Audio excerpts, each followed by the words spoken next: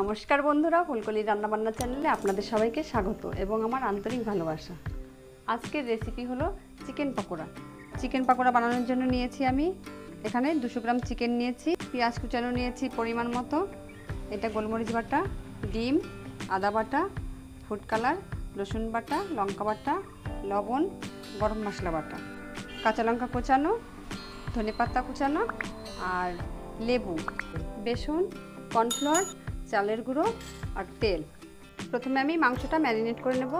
মাংস ম্যারিনেট করার জন্য আমি প্রথমে দিচ্ছি প্রায় 1 চামচ মতো আদা বাটা, প্রায় 1 চামচ মতো রসুন বাটা, 1 চামচ মতো শুকনো লঙ্কা বাটা, কিছুটা পরিমাণ গোলমরিচ বাটা, কিছুটা পরিমাণ গরম মশলা বাটা, স্বাদ মতো লবণ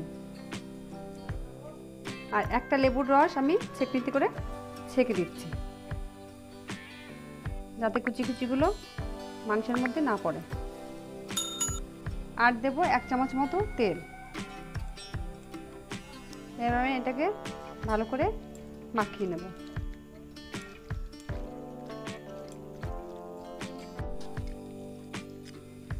মাংসটা ম্যারিনেট করা হয়ে গেছে, এবার আমি এটাকে 2 ঘন্টার জন্য রেস্টে রাখবো। ততক্ষণে আমি এদিকে ব্যাটারটা তৈরি করে নেব। ব্যাটার তৈরি করতে প্রথমে আমি দিচ্ছি একটা ডিম,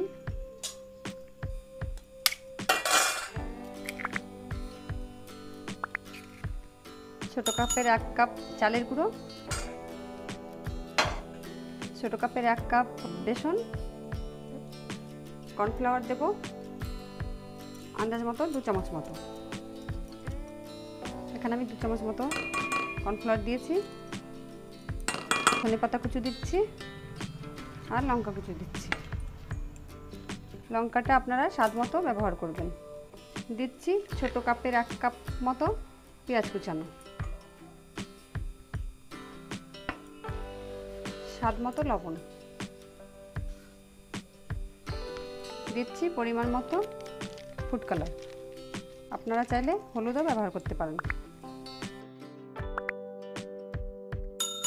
সামান্য পরিমাণ জল দিচ্ছি, তারপর আমি ব্যাটারটা ভালো করে তৈরি করে নেব।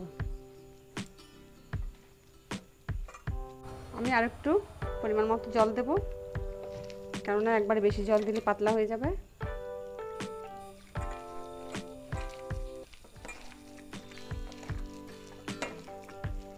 আমার ব্যাটারটা তৈরি হয়ে গেছে, এবার আমি এর মধ্যে চিকেনটা দিয়ে দেব। 2 ঘন্টা পরে ম্যারিনেট করা চিকেনগুলো আমি এর মধ্যে দিয়ে দিচ্ছি, দিয়ে ভালো করে মাখিয়ে নেব।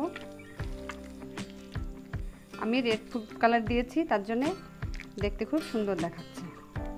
এবার আমি চিকেনটা দিয়ে ভালো করে মাখিয়ে নিয়েছি। এবার আমি গ্যাস অন করব। কড়াই গরম হচ্ছে, কড়াই গরম হয়ে গেছে। এবার আমি কড়াইতে তেল দেব।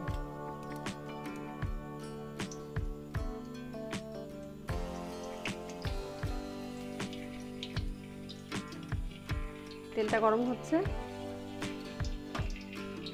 তেল গরম হয়ে গেছে। এবার আমি একে একে পকোড়াগুলো ছাড়তে থাকবো।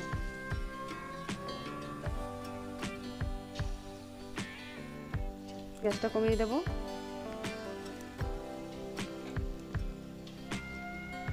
পকোড়াগুলো ডুবো তেলে ভাজতে হয়, তাই ডুবো তেলে ভেজে নিচ্ছি।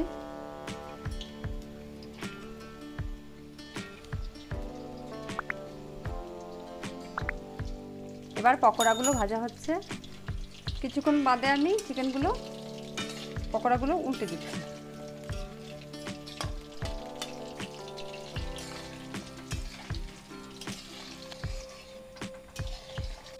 পকোড়াগুলো ভাজা হয়ে গেছে।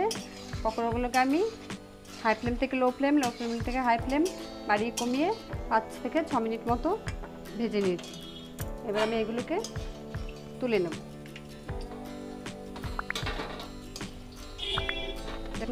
দেখুন কত সুন্দর হয়েছে। আমি 1 ব্যাচ ভেজে নিয়েছি, এইভাবে আমি বাকিটাও ভেজে নেব।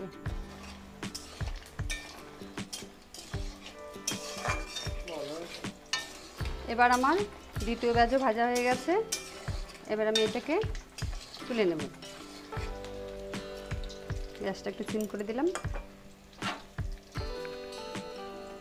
দ্বিতীয় ব্যাচটাকে তুলে নিচ্ছি।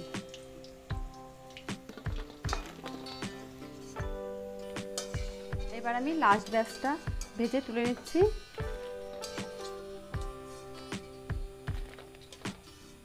এক একে সব তুলে নিয়েছি। আমার চিকেন পকোড়া তৈরি হয়ে গেছে। এটাকে আমি টমেটো কেচাপের সাথে সার্ভ করেছি। এই ছিল আজকে আমার রেসিপি। ভিডিওটি ভালো লাগলে লাইক, শেয়ার এবং কমেন্ট করবেন আর সাবস্ক্রাইব করতে একদম ভুলবেন না।